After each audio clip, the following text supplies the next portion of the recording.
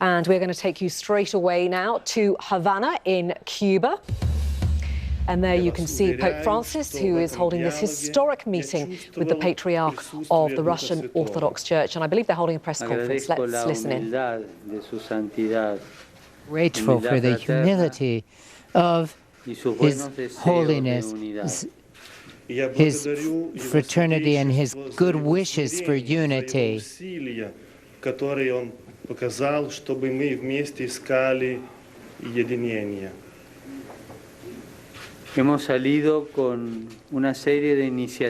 We have emerged with several different initiatives which I believe are feasible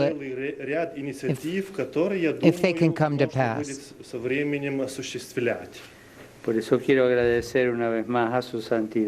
And I would therefore like to thank His Holiness once again for His kind receptiveness, as well as to His collaborators, El Metropolitan and Cardinal Koch, with his team and all its members who have worked together for this.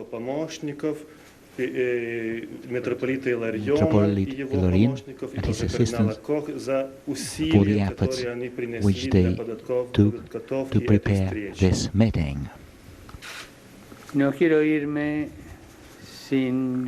I don't want to leave without expressing my gratitude to Cuba, to the great Cuban people and its president, who is present here with us at this time.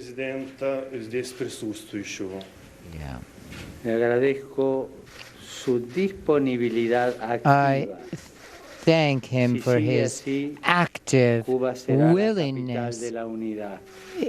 If he continues this way, Cuba will become the capital of unity. И если такие усилия будут продолжаться и в будущем, Куба может стать столицей диалога.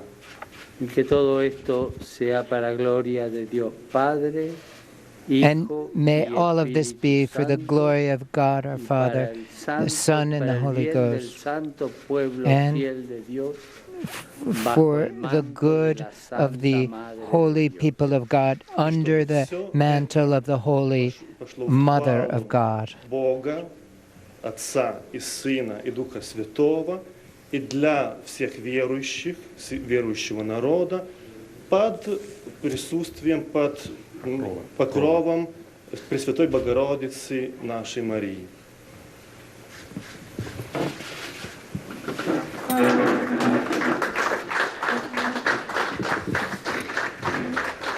So you're watching there a press conference, a historic press conference, a joint press conference given by Pope Francis of the Roman Catholic Church and Patriarch Kirill of the Russian Orthodox Church. The first meeting between the two heads of these churches in 1,000 years. They've exchanged gifts and they have also signed a declaration calling for an end to persecution and the killing of Christians in the Middle East. It's being held there in Havana, the capital of Cuba. It's a neutral ground, and the Pope spoke as Cuba becoming the capital of unity. Well, for more on this historic meeting, we can speak now to Miguel de la Torre.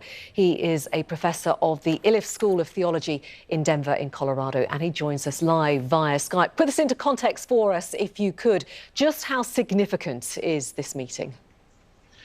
Well, this is really historical. I mean, it's been almost 1,000 years that the Christian church separated over issues of power, over issues as who was going to rule the church.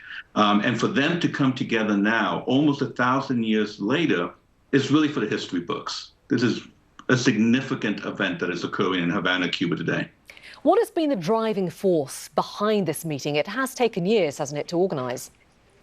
It has taken many years. I know, the previous popes began to try to come together, but I think there's a new dimension occurring in the world today, and that is the persecution of Christians, specifically in Syria and Iraq and the Middle East and Northern Africa, that is bringing the churches together because they have a common interest in protecting and being a voice for these who are being persecuted in Northern Africa and in the Middle East.